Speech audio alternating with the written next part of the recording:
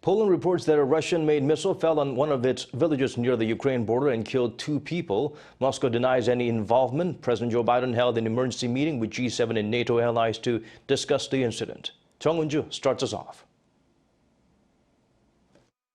World leaders gathered at the G20 summit in Bali, Indonesia, had to defuse a potential escalation of the war in Ukraine after a missile struck NATO member Poland and killed 2 people. Poland says the missile was Russian-made.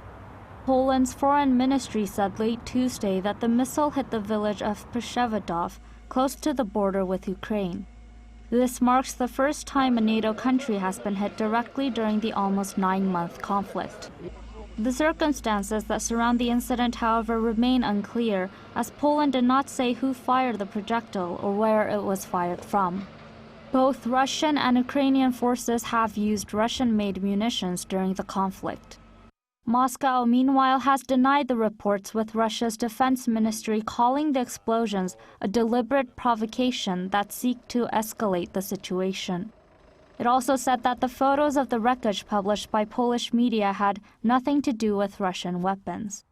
U.S. President Joe Biden and leaders from the G7 and NATO held an emergency meeting on the sidelines of the G20 summit in Bali to discuss the incident.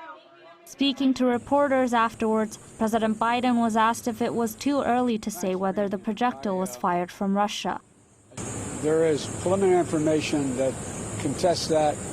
I don't want to say that till we completely investigate, but it's unlikely in the minds of the trajectory that it was fired from Russia.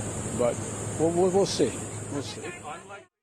NATO and G7 leaders said in a joint statement that they condemned barbaric attacks in Ukraine and offered full support for Poland. The end of summit joint leaders declaration issued on Wednesday also read that most G20 member states have strongly condemned Russia's war in Ukraine. It also stated the G20 nations, including China, oppose the prospect of nuclear weapons being used in conflict. Jeong Eun-joo, Arirang News.